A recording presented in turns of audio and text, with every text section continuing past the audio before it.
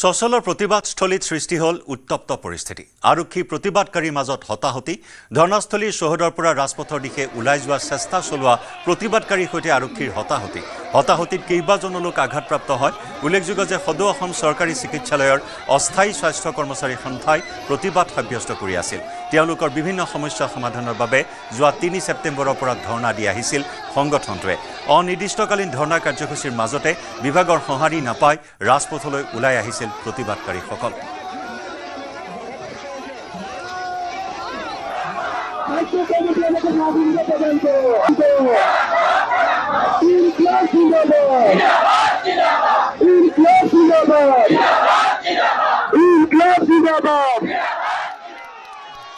মোৰ গান হোক বহু আস্থাহীনতাৰ বিপৰীতে এক গভীৰ আস্থাৰ গান। সুধাকণ্ঠ ভূপেন হাজৰিকা আৰু অসমৰ নদ নদীৰ মাজত আছিল ওতঃপ্ৰোত সম্পৰ্ক। সুধাকণ্ঠৰ শতবৰ্ষীয় জন্মদিনত শদিয়াৰ পৰা ধুবুৰীলৈ এটি সংগীতময় যাত্ৰা বিস্তীৰ্ণ পাৰৰে শীৰ্ষক এক ব্যতিক্ৰমী অনুষ্ঠান অনুষ্ঠিত হয়। ভাৰতীয় অন্তৰ্দেশীয় জলপথ প্ৰাধিকৰণৰ সৌজন্যত তিনিচুকীয়াৰ গুইজান ঘাটৰ পৰা ধুবুৰীলৈ আজি আৰম্ভ কৰা হয় এক নৌকা যাত্ৰা। তিনিচুকীয়াৰ পৰা দলটো ধুবুৰীত উপস্থিত হ'ব 10 দিনত। 10 গৰাকী সংগীত শিল্পীৰ দলটোৱে এই যাত্ৰাৰ সময়ত লগ কৰিব সুধাকণ্ঠৰ গীতৰ সাধনা কৰা বিভিন্ন ব্যক্তিক।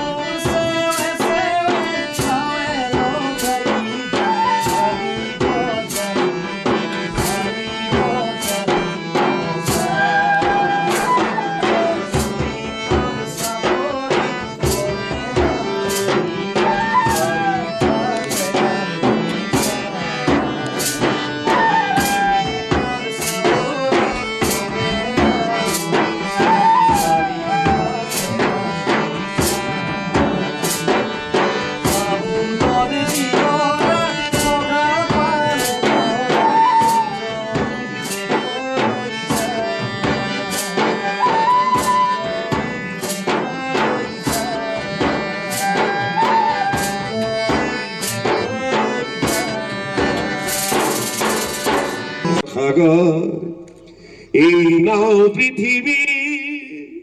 হব মানব জাতি, ঈশ্বরে গড়ি দিলে নাবিকর দল। শকু কারো কোলা কারো নীলা কারো পিঙ্গল। হে হে আজি তোমার আমার একই আকাশ একে ধরনী। আমি একখন নাওরে যাত্রী, যাত্রী একখন নাওরে। আমি একখন নাওরে যাত্রী,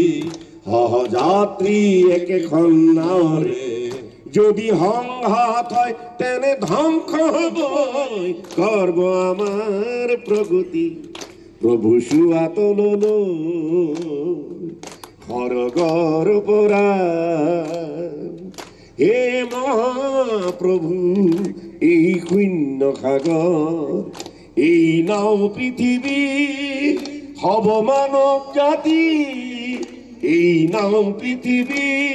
সবাই বাজাক চাপরিব হব মানব জাতি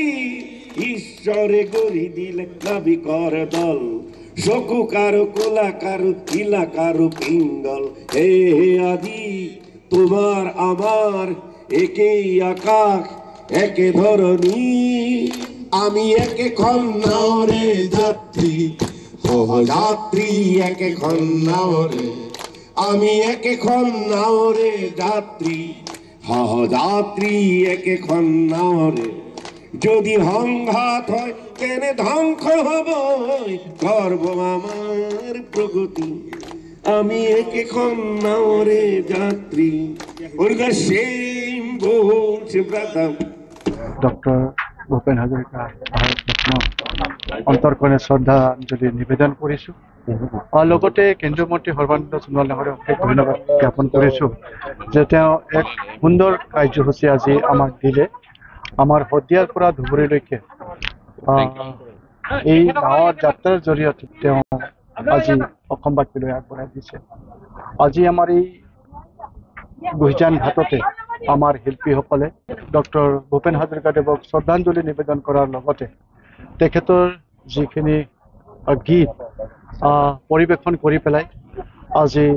ভূপেন দাক আমি স্মৰণ কৰিলোঁ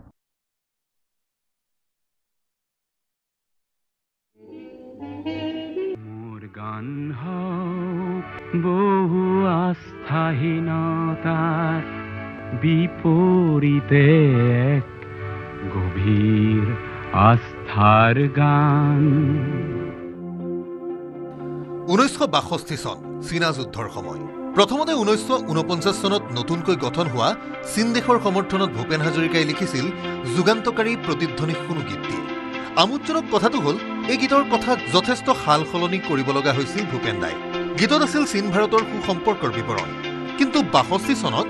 চীনে ভাৰতৰ প্ৰতি ধৰা শত্ৰুভাৱে সমালোচনাৰ পাতনি মেলিলে গীতটোৰ ক্ষেত্ৰত তাৰ পাছতেই ভূপেন হাজৰিকাই নৱ নিৰ্মাণ কৰিলে বৰ্তমানত চলি থকা এই গীতটি ৰাইজৰ শিল্পী হিচাপে ৰাইজৰ কথাৰ কদৰ কৰাটো ভূপেন দাৰ আছিল অনন্য গুণ 1962 চনত চীনে ভাৰত আক্ৰমণ কৰাৰ পাছত গানটোৰ সুৰ একেই ৰাখি কথাখিনি নতুনকৈ লিখা হ'ল যেনে নতুন চীনৰ মই প্ৰতিধ্বনি শুনোৰ ঠাইত হৈ পৰিল নিশাৰ চিঞৰটিৰ প্ৰতিধ্বনি শুনো নিশাৰ চিঞৰটিৰ প্ৰতিধ্বনি শুনো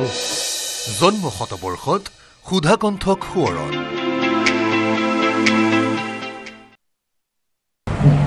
By elevating my father's name and work on such a wide-scale level will result in more people finding out about what he stood for, what he believed in, and get a deeper understanding of his understanding of Assam, the Northeast, and the greater Northeast actually, which would include Bangladesh, West Bengal, and Odisha, where, as you know, they all love and listen to his songs. And I do believe that his legacy will help build bridges between the sister states of the Northeast. And we can only look forward to a greater understanding, greater cooperation, and well, greater education for everybody. And that also through this, the rest of the country in India will get to understand the uniqueness of the Northeast. And I believe that my father contributed towards that in a big way.